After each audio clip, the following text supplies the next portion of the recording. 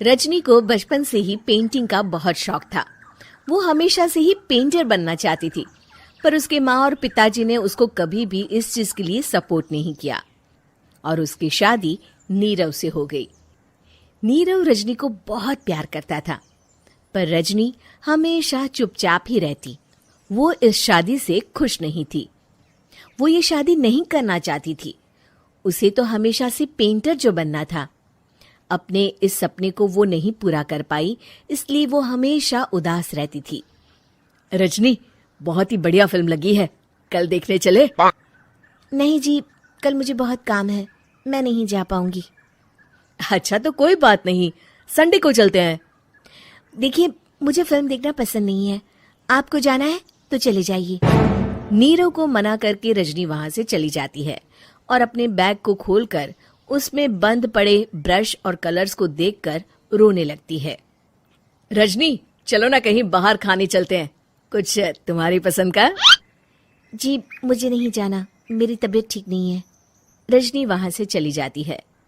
नीरव को समझ नहीं आता कि रजनी उससे इतना दूर क्यों रहती है। वो जब भी उसके साथ वक्त बिताना चाहता है, रजनी कोई ना कोई बहाना बना देती है।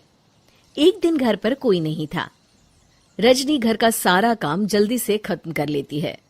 घर पर अकेले होने के कारण वो सोचती है कि वो आज पेंटिंग करेगी। वो अपने कमरे में जाकर पेंट ब्रशेस और कलर्स निकालकर जैसे ही कलर मिक्स कर रही होती है कि दरवाजे पर बेल बज जाती है। अब कौन आ गया इस वक्त? इतनी मुश्किल से तो मुझे पेंट करने का मौका मिला है। रजनी दरवाजा खोलती है तो उसकी सास अपनी सहेलियों के साथ खड़ी होती है और सब घर के अंदर आ जाते हैं।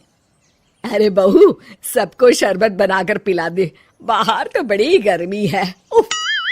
जी। रजनी पेंट ना कर पाने से उदास हो जाती है। उसे गुस्सा भी आ रहा होता है कि उसने इस शादी के लिए हाँ क्यों कह दी। वो रसोई में जा रही होती है कि उसकी सास उसे रोकती है। बहू, सबके खाने का भी इंतजाम कर लेना, आज का लंच तो ये सब यहीं करेगी। हाँ। रजनी बिना कुछ कहे रसोई में चली जाती है। सबके लिए खाना बनाती है। सब खाना खाते हैं और रजनी घड़ी देखती है कि ये सब कब जाएंगे ताकि वो अपनी पेंटिंग कर सके। जब शाम होती है तब सब चले जाते हैं अपने घर। अरे बहू, सब तेरे खाने की तो बहुत तारीफ कर रहे थे, सबको बहुत अच्छा लगा खाना। आपको मुझे सुबह बताना चाहिए था ना कि आपकी सहेलियां आ रही है। पता भी है कितना वक्त लगा सारा खाना बनाने में। अरे बहू, तू ऐसे कैसे बात कर रही है मुझसे? तो और कैसे बात करूं? मैं इस घर की कोई नौकरानी नहीं हूं कि इतना काम करूंगी। रजनी अपने कमरे में जाकर दरवाजा बंद कर लेती है। शाम को जब नीरव आता है तो उसकी माँ उसे पूरी घटना के बारे में बताती है। क्या रजनी ने आपसे इस तरह बात की माँ? हाँ, और पता नहीं उसे क्या हो गया है, शाम से बाहर भी नहीं आई है। मैंने तो कई बार आवाज दी, खाना भी नहीं खाया उसने। तू ही बात करके देख ले बेटा। नीरव अपने कमरे का दरवाजा खटखटाता है। रजनी, दरवाजा खोलो, मैं हूं। रजनी दरवाजा खोलती है और फिर वापस जाकर अपने बिस्तर पर लेट जाती है। रजनी, माँ से बात करने का ये क्या तरीका है? मैंने कोई गलत बात नहीं की है। अरे तुम क्यों ऐसे बर्ताव कर रही हो सबके साथ? क्या तुम इस शादी से खुश नहीं हो? रजनी कुछ नहीं बोलती। अरे बताओ मुझे रजनी, क्या ये शादी तुम्हारी मर्जी के खिलाफ हुई है? हाँ, मैं ये शादी कभी नहीं करना चाहती थी। तुमसे क्या, मैं किसी से भी शादी नहीं करना चाहती थी। रजनी रोने लगती है। चुप हो जाओ रजनी, बताओ मुझे, तुम क्यों नहीं करना चाहती थी शादी? रजनी बेड के नीचे से अपने पेंटिंग्स, कलर्स, ब्रश, पेपर्स निकालती है। इतने में उसकी सास भी कमरे में आ जाती है। ये देख रहे हो, ये थे मेरे सपने।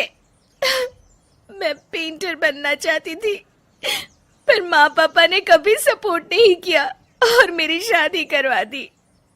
मेरे सारे सपने टूट गए। हर वक्त बस गुस्सा आता रहता है मुझे।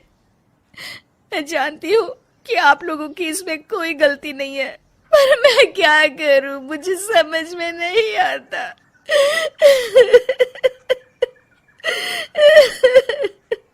रजनी फूट फूट कर रोने लगती है। मुझे माफ कर दीजिए, आप दोनों के साथ मैं बहुत बुरा बर्ताव कर रही हूँ।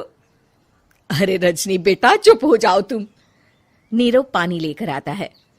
ये लो पानी पियो और शांत हो जाओ। रजनी पानी पीती है और उसकी सास पेंटिंग्स देख रही होती है।